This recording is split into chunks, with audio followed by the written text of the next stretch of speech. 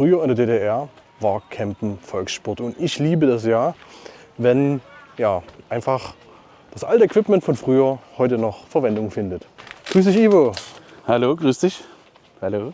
Wir haben ja schon mal in einer anderen Folge den Quack Junior vorgestellt und du bist zufällig auf einen anderen Quack gestoßen, Genau, der gar nicht so bekannt ist wie der Quack Junior. genau, der Quack 325 ist das.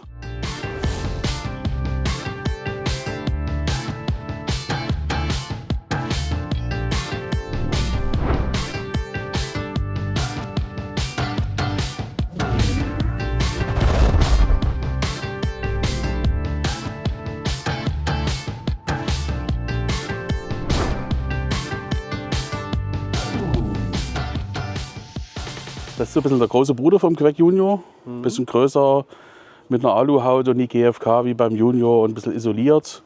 Und halt für mich ein bisschen komfortabler. Also für mich wohnlicher, weil alles viel mit Holz und die Farben sind halt anders als beim Junior. Davon wurden gar nicht so viele produziert.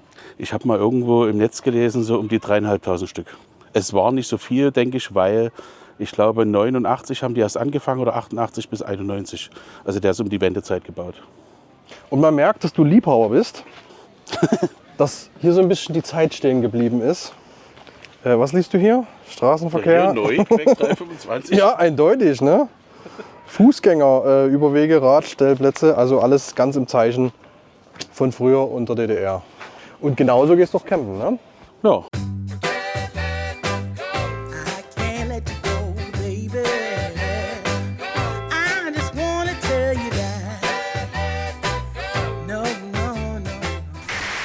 Das ist halt neues Zeug, ne? Also das ist nie aus DDR-Zeiten, weil das einfach praktischer ist und auch ein Campingstuhl für meine Statur jetzt aus DDR-Zeiten nie so geeignet ist. Da nehme ich lieber einen modern. Und ja, Kühlschrank gab es, weiß gar nicht, hatten die früher einen Kühlschrank beim Camping? Keine Ahnung. Ich glaube, früher kam einmal die Woche der Eismann, oder? Der dann Eiswürfel gebracht hat. Aber das sieht ja schon auch so ein bisschen nostalgisch aus. Passt farblich ein bisschen dazu, ja. Ja.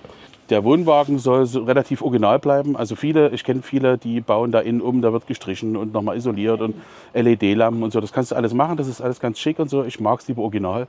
Bin so ein Fan von alten Sachen, alte Technik und so, alte Möbel. Hier zum Beispiel so ein Klassiker wie ein Radiokassettenrekorder von früher. Ja. Wie alt wird der wahrscheinlich sein? Oh, da fragst du mich was. Also ich denke, der ist aus den 80ern, schätze ich mal. Die jüngeren Ich kann dir gar Zuschauer, nicht die mehr denken sagen, sich woher. wahrscheinlich, hä? Was ist das? Mit Kassette. Das Mit ist, Kassette, ja, mega. heute sagen sie sogar schon, hä, wenn das da ist eine CD drin. Ne? Genau.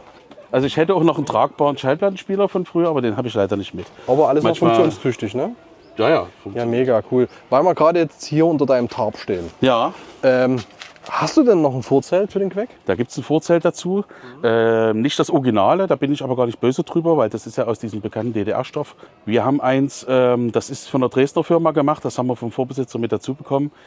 Es ist ziemlich schwer, es ist natürlich auch stabil und regensicher, aber wir sind jetzt bloß ein paar Tage hier und deswegen haben wir noch so ein Segel aufgebaut. Aber da gibt es ja direkt Firmen, die sich auf sowas spezialisiert haben, ne?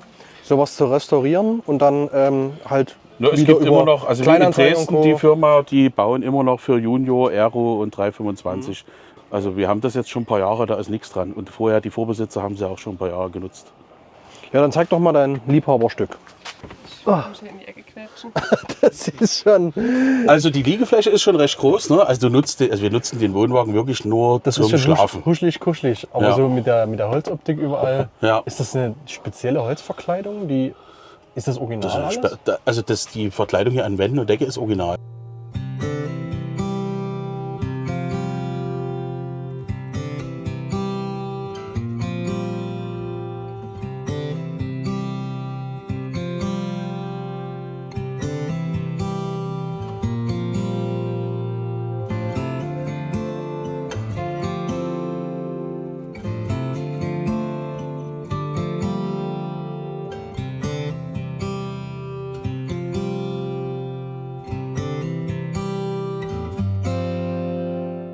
Die Gardinen sind, glaube ich, auch nicht mehr original, zumindest die Übergardinen. Die Lampe zum Beispiel, die mag meine Frau überhaupt nicht, aber für mich gehört die dazu.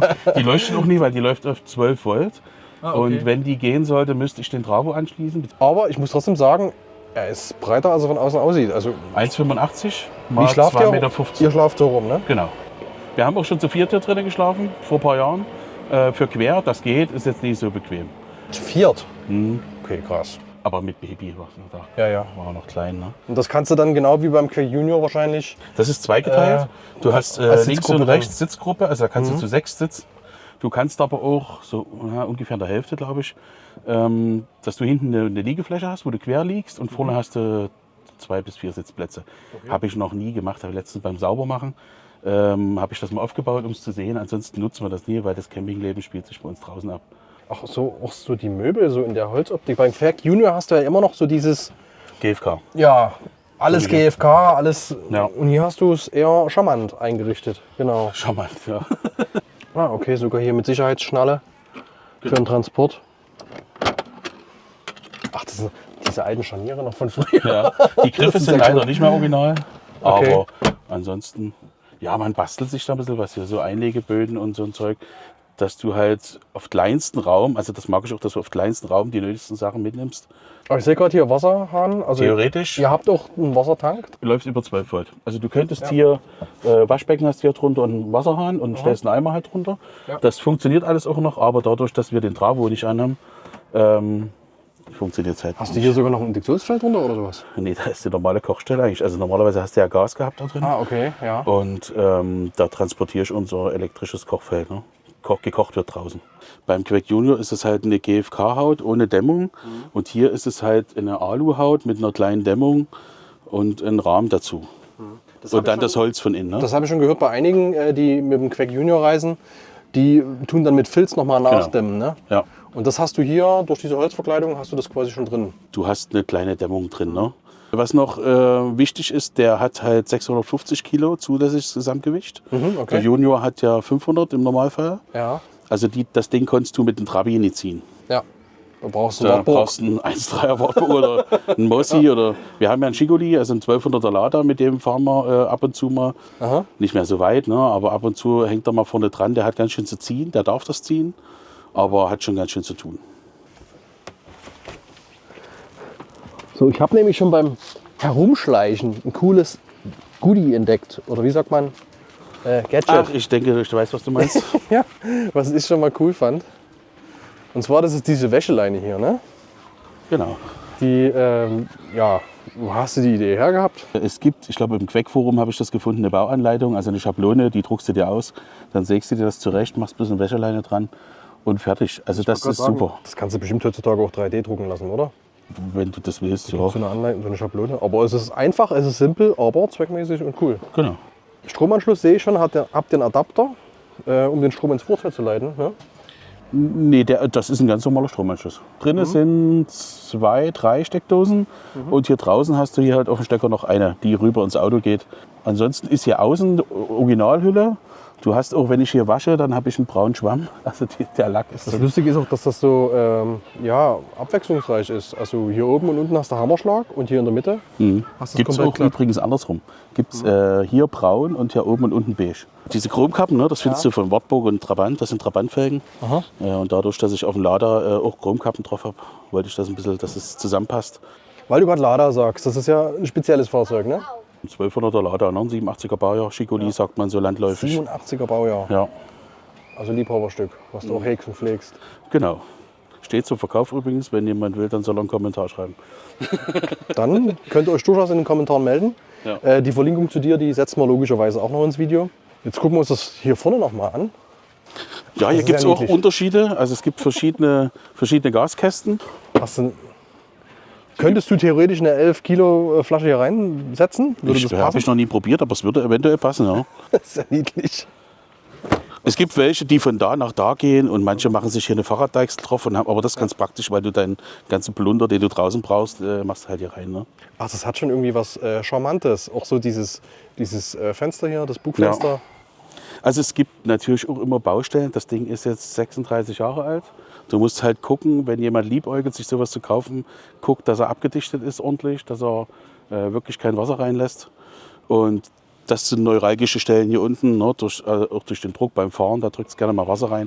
Bei uns ist das alles gemacht. Haben wir erst letztes Jahr oben auch das Dach neu abdichten lassen. Das ist so die Hauptsache, ne? Das Ding muss dicht sein. Ja. Der Rest ist ziemlich einfach, es ist eine Trabi-Bremse Auflauf gebremst, alles total simpel eigentlich. Ne? Wie viel Stützlast hat denn der? 50 Kilo, glaube ich. 50 Kilo. Ja. Ja, was noch interessant ist, Queck, der Name Queck, weißt du, woher kommt? Nee, ich weiß nur, dass es immer alle falsch schreiben. Genau, mit U, ne? Mit der U in Genau. der Q. Ist aber nicht so. QEK ist richtig, ist eine Abkürzung für Qualitäts- und Edelstahlkombinat. In der Konsumgüterproduktion hergestellt in Hennigsdorf. Steht immer bei den Quecks hier auf dem Typenschild. Ne? Ja, danke für die Info. Ja, gerne. Auch mal interessant zu wissen. Okay, vielen Dank, Ivo, Bitte schön. für die Vorstellung von deinem Liebhaberstück. Ich würde sagen, wir setzen uns jetzt mal noch ein bisschen hin und lassen das Ganze ausklingen. Genau, wir gucken noch mal hier in den schönen Test hier vom neuen Queck. Wir lesen jetzt noch ein bisschen alte Zeitung, lassen uns die Menschelbrause schmecken. Und du wolltest noch Ja, ein was Stück Süßes naschen? Schlagersüßtafel habe ich schon 30, 40 Jahre genau. gegessen. Oder? Also vielen Dank, dass ihr dieses Video angesehen habt. Wir würden uns freuen, wenn ihr uns abonniert und die Glocke läutet und vielleicht auch mal bei dem Ivo vorbeischaut. Den verlinken wir auch unten. Vielen Dank für die Vorstellung, Ivo. Gerne. Und ich würde sagen, Hauptsache weg. Hauptsache weg. Das ist nicht schlecht, ne? Wir brauchen Becher. Ja, wir brauchen Becher. Die Welt braucht Becher. Ich bin der Meinung, dass Becher die Welt retten könnten. Genau. Ja, wenn du einfach alles aus Becher baust, Aber nachhaltig. nachhaltig, ja, und rund. Ist Rund wichtig. ist sowieso besser. Bei Als eckig, eckig. da fällt immer was runter. Ja, und du kannst es stoßen. Rund nicht. Oh ja. Aber eckig könnte man besser einstapeln. Da hast du recht. Rund nicht. Das ist ein Dilemma beim Camping jedes Mal wieder.